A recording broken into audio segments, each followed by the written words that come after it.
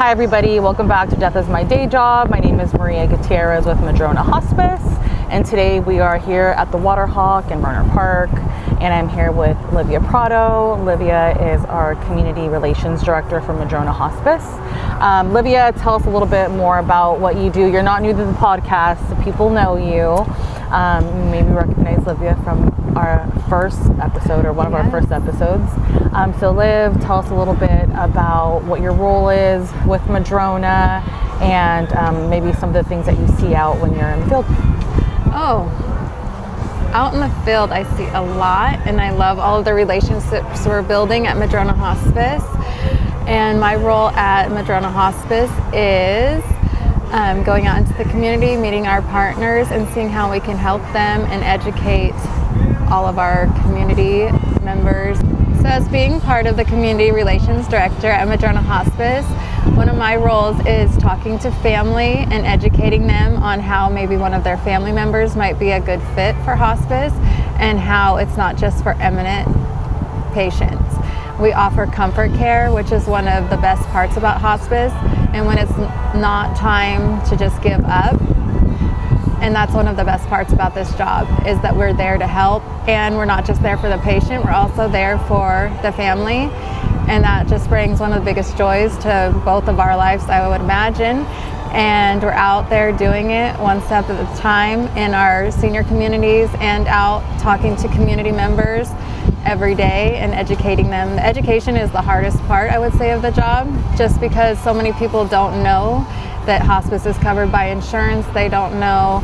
Yeah, what are some of the questions it's you so get? hard. Yeah, that's one of the ones that gets me all the time is people say, well, how would I pay for your services? And that one breaks my heart, is because so many people are not educated to know that hospice is covered by your insurance. Mm-hmm. And that I've had that question more times than I can count. And that, to me, I always knew that hospice was covered because I've had so many family members go through hospice. But to know that there's so many community members out there that don't know that hospice is covered by an insurance, that's where the education is lacking. And so that's one of my big things is I like to do in-services on helping the community understand what is covered on hospice. And like you were saying earlier, a lot of the times people come on our services when it's too late, or they could have had our services or support maybe a little before, right? So tell us, what are some things that kind of come up when you have family members like that? When I talk to family members, I like to tell them I'd like to help you maybe be a son or a daughter again, because maybe they're helping their parent take care of the medications. They're getting, supplies for them every day. We can take care of supplies because that's covered by insurance. Then we're taking care of medications for them. And then for me, that means so much to us that you can become a family member again and not just someone caregiving. It doesn't take all the responsibilities off of the family, but it sure does help a ton. And that's, to me, saving a lot of grief for them. Yeah, and when I tell a family member that, they're just like, that does sound like a huge relief. I don't have to go get mom or dad's prescriptions or aunt's prescriptions. I don't have to go get, pull-ups or incontinence supplies or, bathing supplies or anything like that. We're sending them right to the door or to the senior living community, and they don't have to think of that. We go in and check and see what's the supplies you need ordered. We're taking that off of you. Yeah, and then what are some other ways that, we kind of help family members, like our spiritual care counselors and our social workers? We have chaplains, we have spiritual counselors, we have a social worker that helps if you're looking for caregiving needs, that can help you fill out an IHSS eligibility form. So everything that kind of comes together so the family is not feeling like they're just left out there alone, because nobody usually has gone through this before.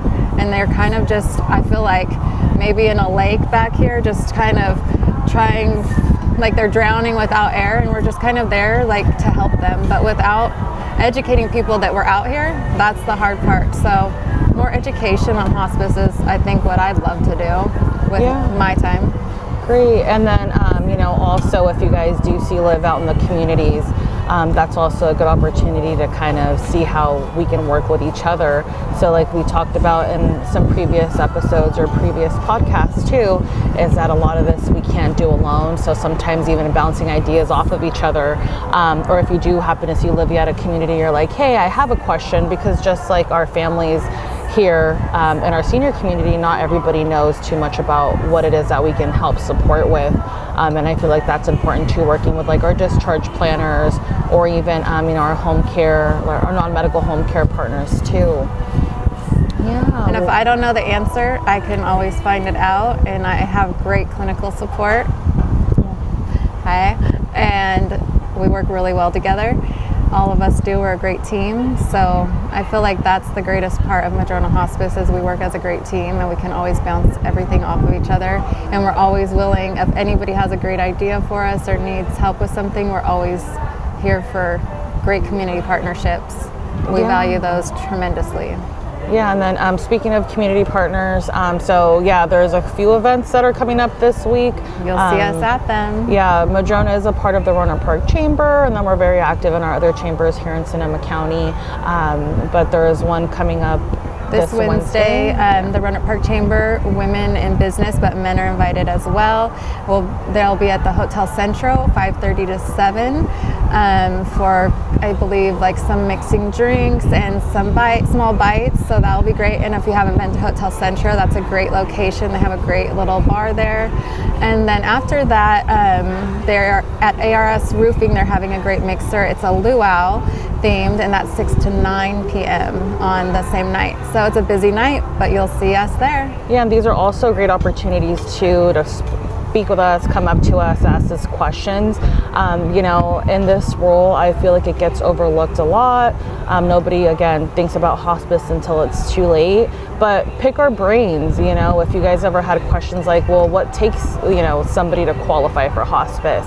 What's the difference between hospice and palliative care? There's so many questions to be covered, and I think these mixers are a great opportunity to come and meet us, learn more about us, find out why we're in the medical field and how our businesses can coincide. Yeah, so thank you what we're here for. Yeah, thanks, Livia, for being on the podcast. We'll put the information for the events in the video once we finish editing, which hopefully will be before Wednesday. But we'll put the information for some of the events here. We'll probably post a little picture. But yeah, don't forget, if you guys ever have any questions or want to reach out, collaborate with Madrona or Casa Serena, just send us a message or a link or a follow. You guys are watching the video, so just hit the like button. Yes, please. Hit the subscribe so we know what it is that you guys are engaging with and what you guys want to see. Thank you. Thanks. And we'll Have see a you great guys at day. those events. Yes.